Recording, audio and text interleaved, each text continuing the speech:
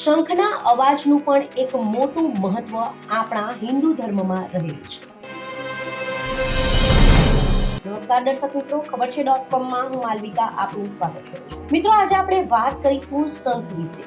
જી, શંખના અવાજનું પણ એક મોટું મહત્વ આપણા હિન્દુ ધર્મમાં રહેલું છે. જો તમે વાસ્તુશાસ્ત્રમાં માનતા હોવ તો શંખના અવાજથી કઈ રીતે આપણા ઘરમાં મોટો બદલાવ આવે છે અને કઈ રીતે આપણા ઘરની સમસ્યાઓ દૂર થાય છે, શું ફાયદાઓ હોય છે શંખના, તે વિશે આપણે અહીં વિગતે વાત કરીશું. વાસ્તુશાસ્ત્ર મુજબ જો ઘરમાં દરરોજ શંખનો અવાજ ગૂંજતો હોય તો તમારા ઘરમાં મોટો બદલાવ જોવા મળી શકે છે. દરરોજ 2 થી 4 વાર શંખ ફૂંકવાથી તમારા ઘરનું વાતાવરણ સકારાત્મક ઉર્જાથી ભરેલું રહે છે. એટલા માટે કહેવાય છે કે આપણા ઘરમાં શંખ અવશ્ય રાખવો જોઈએ. હિન્દુ ધર્મમાં શંખનું ઘણું મહત્વ છે. શંખને ઘરમાં રાખવાથી જ તમને ઘરની અંદર મોટી અસર જોવા મળશે. તેની પૂજા કરવાથી તમારી અંદર સકારાત્મક ઉર્જા પણ આવે છે. શંખને 14 રત્નોમાંથી એક માનવામાં આવે છે. જી હા, હિન્દુ માન્યતાઓ અનુસાર શંખની ઉત્પત્તિ એ 14 રત્નોમાંથી એક છે, જે સમુદ્ર મંથન દરમિયાન બહાર આવી હતી. એટલા માટે શંખને ખૂબ જ પવિત્ર માનવામાં આવે છે અને હિન્દુ ધર્મમાં શંખને ઘરમાં રાખવાનું અને તેની પૂજા કરવાનું વિશેષ મહત્વ છે. કોઈ પણ શુભ કાર્ય હોય કે ધાર્મિક વિધિમાં શંખ ફૂંકવાની પરંપરા હોય છે. સકારાત્મક ઉર્જા પણ વધે છે શંખથી અને વાસ્તુ દોષ પણ દૂર થાય છે. જી હા, કહેવાય છે કે જે ઘરમાં રોજ શંખ ફૂંકાય છે તે ઘર પણ ખૂબ જ શુભ માનવામાં આવે છે.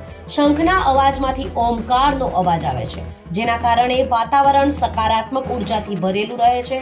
તેનો અવાજ આસપાસ ફેલાયેલી નકારાત્મક ઉર્જાનો પણ નાશ કરે છે. શંખમાં પાણી ભરીને ઘરના દરેક ભાગ પર છાંટવું જોઈએ. આનાથી ઘરમાં રહેતી નકારાત્મક ઉર્જા સમાપ્ત થાય છે. જે ઘરોમાં વારંવાર ઝઘડા થાય છે એ ઘરોમાં પણ શાંતિ આવે છે. આ સિવાય ઘરોમાંથી વાસ્તુ દોષ પણ દૂર થઈ જાય છે. ત્યારબાદ વાત કરીએ નાણાકીય સ્થિતિની, તો માન્યતાઓ અનુસાર જો ઘરમાં દરરોજ શંખ ફૂંકવામાં આવે છે તો તે ઘરની આર્થિક સ્થિતિ દિવસે ને દિવસે મજબૂત બને છે.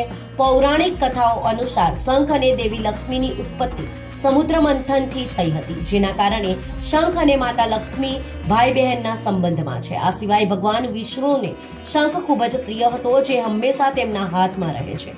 એટલા માટે કહેવાય છે કે જે ઘરમાં શંખ રાખવામાં આવે છે તે ઘરના સભ્યો ખૂબ નસીબદાર હોય છે અને તેમની આર્થિક સ્થિતિ પણ સારી હોય છે. સાથે જ સ્વાસ્થ્યને લગતી વાત કરીએ તો શંખ ફૂંકવાથી તમારા શરીરને પણ ઘણો ફાયદો થાય છે. આ તમારા ફેફસાને મજબૂત બનાવે છે અને શ્વસન સંબંધી રોગો મટાડે છે. વૈજ્ઞાનિકો પણ શંખ ફૂંકવાના ઘણા ફાયદા જણાવે છે. હૃદય સંબંધિત બીમારીઓ પણ તેનાથી દૂર થઈ જાય છે. એવું કહેવાય છે કે ભગવાનના જલાભિષેક માટે શંખનો ઉપયોગ કરવામાં આવે છે. આ સાથે જ શંખને કોઈ પણ સમયે વગાડવું નહીં જોઈએ. શંખનો વગાડવાનો સમય પણ યોગ્ય હોય છે, જે નક્કી કરેલા સમય મુજબ જ શંખનો ઉપયોગ કરવો જોઈએ.